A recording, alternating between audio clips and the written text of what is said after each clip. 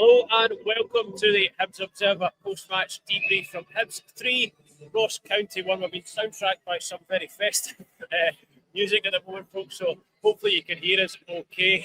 Joined by Patrick McPartlin, just for a quick reaction to a huge win for Hibs. Patrick, it's difficult to understate how important it was for Hibs to get 3 points today, wasn't it? Yeah, I mean, Ross County were treating this as a 6-pointer, and I think you would assume Hibs were doing likewise just because of what it would do, even just overnight. Obviously, with games going on tomorrow, other games going on today. But I mean, the way the season's been going for Hibs, to sort of have such a start that they did, losing a goal after 3 minutes, and then coming back the way they did, bouncing back from a missed penalty. I mean, that's a really continuation of what we've seen from Hibs recently, which is this sort of, this newfound kind of spirit, this sort of battling quality that we didn't really see in the early part of the season. And I mean, it was nervy at times. There was a VAR check for Josh Campbell's goal, which gave Hibs a bit of breathing space. There were obviously checks for the for the penalties, whether they were awarded, and then the fact that the first penalty awarded is missed, and still some of the same issues at the back. Defensively a little bit shaky at times, but I mean, it's a results business, and Hibs have got a good one here today. Not just in terms of the points, but in terms of the manner of the victory, and I think they can take a lot of confidence from that. Certainly going into next week's game at McPartlin. Yeah, I mean, how important do you think that was psychologically today? Because I feel like there's a kind of few hurdles being cleared there.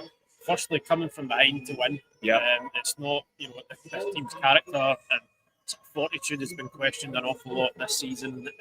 So I mean, that mentally, that's got to be important as well. But sort of seeing a game out at the end, because I mean, County kind of came to sit in and frustrate Hibs, but once they had nothing to lose, they started throwing bodies forward. They brought on Jordan White and Ronan Hale, 2 up top, just started launching crosses into the Hibs box, and you could sort of feel a sense of foreboding about here a wee bit, because I mean, you can't blame people because they're probably thinking, well, we've seen this movie before. So then not to kind of stand up to that, see that out, but to go and then score again, it feels like an important psychological hurdle that Hibs have played there. It does, yeah, and I think it feels very un-Hibs. I mean, the first half was probably about as poor as I've seen Hibs in a good few weeks. Certainly not the sort of newfound kind of battling qualities and the sort of spirited display that we've seen in previous games. It was really quite sort of disjointed at times. It was slack passing.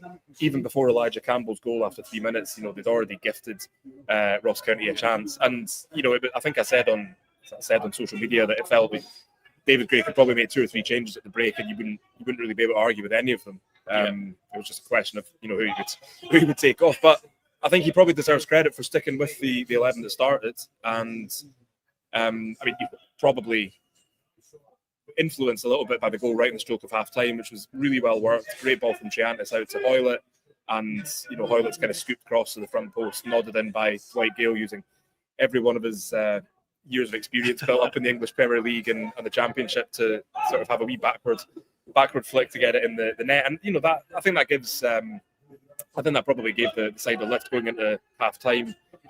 But still coming out in the second half, I think it was still a little bit. You could see that things were nervy. You could see that things were shaky, and a lot of Rockers fans over here still enjoying the win while the substitutes do their warm down. Can't blame them, I suppose. But yeah, certainly there were, but when they got the penalty and they missed it, and then they got the second penalty, it sort of did feel very much like that St Mirren game where it felt a little bit like too little, too late.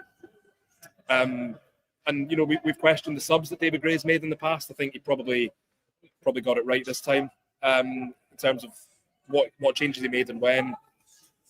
And I just think if this had gone, I mean, when Josh Campbell's goal, sort of an injury time was checked to VAR, you could just sort of, the script was almost written that it gets chalked off and even more injury time gets added on, and Ross County somehow find an equaliser sort of in 100 minutes plus on the clock. But I think rather than trying to shut up shop at 2-1, David Gray did make an attacking change. He brought Martin Boyle on for David. He didn't bring Martin Boyle on for himself. He brought on Martin Boyle for Dwight Gale, and that just sort of showed a little bit of belief that as County, I suppose, committed more men forward in the hope of trying to get an equaliser, there could be a chance of a third for Hibs. And that duly came. Great work from Ellie Ewan, who had probably his best game for a number of weeks. A goal and an assist. And I think David Gray probably deserves credit for making an attacking sub, for not playing it safe, for maybe going a little bit risky, and it paid off. And I just think that for the results to transpire the way it did, it's just such a sea change from what Hibs have experienced this season. And as you say, psychologically, huge boost for the players, huge boost for David Gray. In terms of the table, it lifts Hibs up there. Away from the bottom, and it's got to be a kind of shot in the arm. Ahead of we're in the middle of a sort of busy festive season. But I just think it probably does bear commenting on, and we'll do this when we do more of our post match coverage from the game. But the difference from first half to second half in terms of just the way Hibs looked, the way they played as a unit, much improved. And I think we have questioned the players at times whether they've got what it takes in situations like this, and today I think they probably showed that they do. Yeah. And nice. The coaching staff deserve credit, players deserve credit. There was, even going to the end, players still. I mean, Hibs could have had a fourth when Ewan broke and tried to play in Boyle, but I mean that would have been quite a result.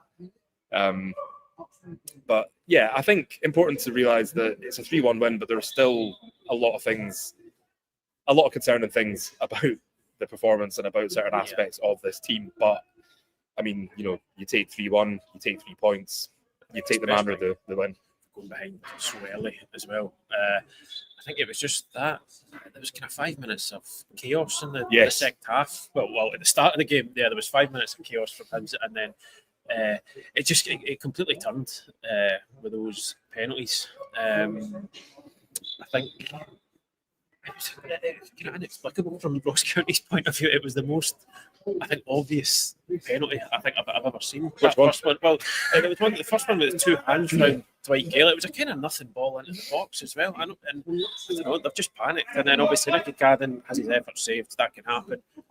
But for County then to go and do it again, just a minute later, I think it was Triantis that was pulled back.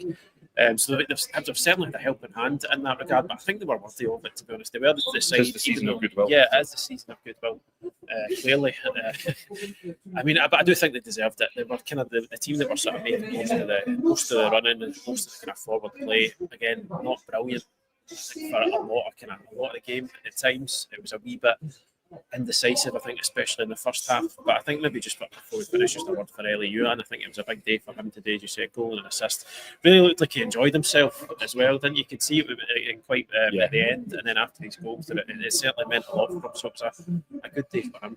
It was, and I think he's kind of been threatening to have a performance like this for quite some time. I think he's always got that kind of quality that you just think he could do something, he could make something happen, and he can be very frustrating. He can be very frustrating when he chooses the wrong ball. He can be very frustrating when he sort of shoots from 30 yards rather than trying to pass it. But today, I think he got a lot of it right. I mean, there was times he lost the ball, but he was just trying to make things happen. Exactly, and he does feel like that sort of player in the Hibs squad who can do that.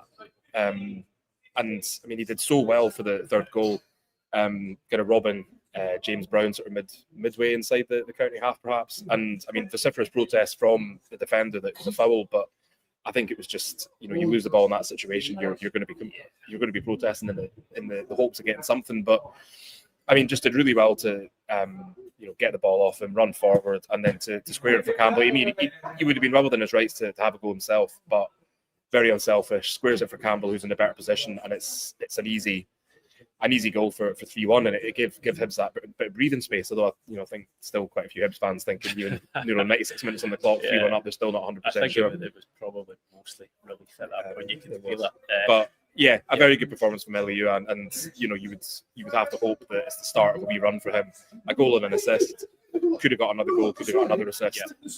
Just maybe not quite unplayable, but really sort of really kind of like the Ellie Ewan of old, and I think that's probably the first time we've seen that this season so far. So maybe the start of something good. Yeah, that's certainly an encouraging sign. We're going to leave it there, folks, because we need to jump down to the post-match press conference. So if you're watching us on YouTube, do consider hitting that subscribe button if you're not on board with us already. It means you'll get notified as soon as we go live for these post-match reactions. We'll be back on Monday with a fuller breakdown with Craig Nisbet, just going through the game tactically, all the key moments and everything that you need to know about that. So yeah, just stay tuned to the website though. We're about to head to the press conference where we'll hear from David Gray. So thanks for joining us, folks. Enjoy the rest of your evening, and we'll speak to you again very, very soon.